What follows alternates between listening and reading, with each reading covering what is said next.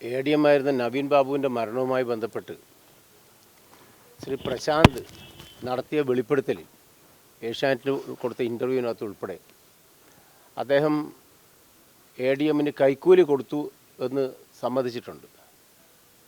അഴിമതി നിരോധന നിയമപ്രകാരം കൈക്കൂലി കൊടുക്കുന്നതും കുറ്റമാണ്.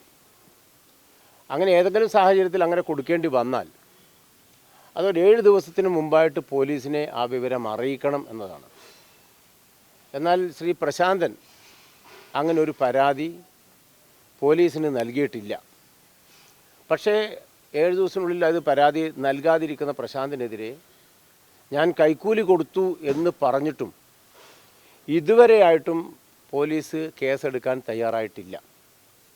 അതിൻ്റെ അടിസ്ഥാനത്തിൽ തന്നെയാണ് വിജിലൻസിനെ സംബന്ധിച്ച് ഒരു പരാതി അഴിമതി തടയൽ നിയമപ്രകാരം അദ്ദേഹം കുറ്റം ചെയ്തിരിക്കുന്നു, അതുകൊണ്ട് അദ്ദേഹത്തിനെതിരെ കേസെടുത്ത് അന്വേഷണം നടത്തണം എന്ന് ആവശ്യപ്പെട്ടുകൊണ്ട് ഒരു പരാതി ഞാൻ വിജിലൻസ് ഡയറക്ടർക്കും അതുപോലെ തന്നെ കോഴിക്കോട് വിജിലൻസിൻ്റെ SP-ക്കും ഇവിടെ DYSP-ക്ക് ഉൾപ്പെടെ ഞാൻ കൊടുത്തത്.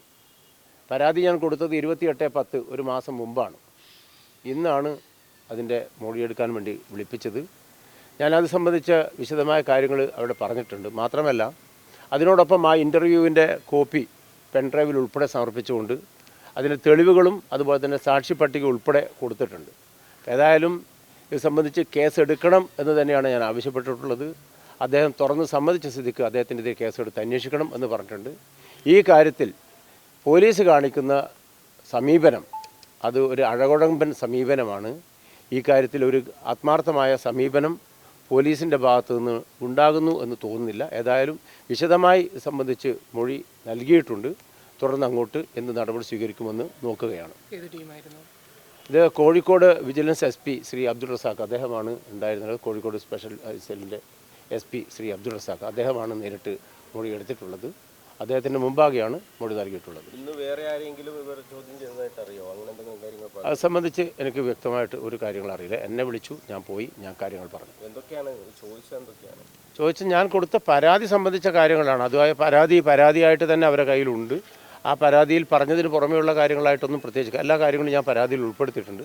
അതിനകത്തുള്ള കാര്യങ്ങൾ ആവർത്തിച്ച് ഏതാണ് അതിൻ്റെ കാര്യങ്ങളെന്ന് സംബന്ധിച്ചാണ് അവരെ ഞാൻ പ്രത്യേകിച്ചിട്ട് പറഞ്ഞിട്ടുള്ളത്. അത് രേഖപ്പെടുത്തിയിട്ടും അത് ആ മൊഴിയിൽ അതിനെ ഒപ്പുവെച്ച് കൊടുത്തിട്ടുണ്ട്. ഈ പ്രശാന്ത് മാധ്യമങ്ങളോട് നടത്തിയ പ്രതികരണം അല്ലാതെ മറ്റെന്തെങ്കിലും തെളിവുണ്ടോ?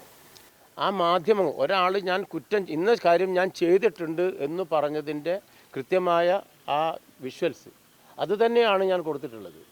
പ്രശാന്തിന് ഇനിയും പറയാം ഞാനത് പറഞ്ഞ് തെറ്റാണ് എന്ന്, അതല്ലെങ്കിൽ ശരിയാണെന്ന് പറയാം.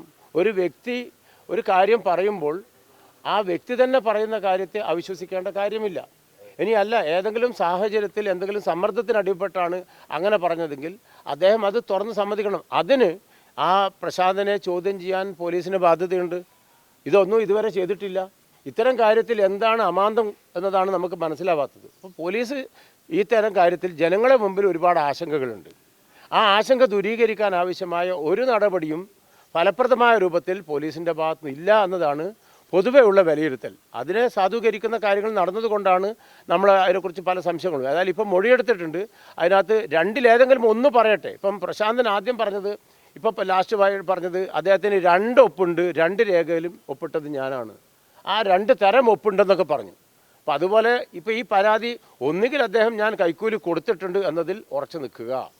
അങ്ങനെ കൈക്കൂലി കൊടുത്തു എന്ന് പറഞ്ഞാൽ പോലീസിന് കേസെടുക്കാതിരിക്കാൻ പറ്റില്ല. അപ്പോൾ ഇത് ഒരുപാട് ഞാൻ പരാതി കൊടുത്തിട്ട് തന്നെ ഒരു മാസം കഴിഞ്ഞു. നമുക്കറിയാം 14-ാം തീയതി സംഭവം നടന്നു. 15-ാം തീയതിയാണ് ADM ആത്മഹത്യ ചെയ്യുന്നത്.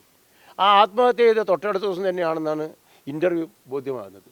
അപ്പോൾ ഏകദേശം 1.5 മാസത്തിലധികമായി. ഈ കാലത്തിനിടയിലും പോലീസ് ചോദ്യം ചെയ്തോ എന്ന് എനിക്കറിയില്ല. ചോദ്യം ചെയ്തെങ്കിൽ അദ്ദേഹം സമ്മതിച്ചെങ്കിൽ കേസെടുക്കാൻ അവർക്ക് ബാധ്യതയുണ്ട്. കേസെടുത്തിട്ടില്ല. ഇനിയല്ല കൈക്കൂലി കൊടുത്തിട്ടില്ല എന്നാണെങ്കിൽ ആ കാര്യം വ്യക്തത വരുത്തേണ്ടതുണ്ട്. അപ്പോൾ ഇത് ഏതാണെന്നുള്ളത് ജനത്തിൻ്റെ മുമ്പിൽ സംശയം ദൂരീകരിക്കേണ്ട ഉത്തരവാദിത്വം പോലീസ് അവരുടെ നടപടികളിലൂടെ ചെയ്യേണ്ടതുണ്ട് എന്നതാണ് ഞങ്ങൾ പറഞ്ഞു വരുന്നത്.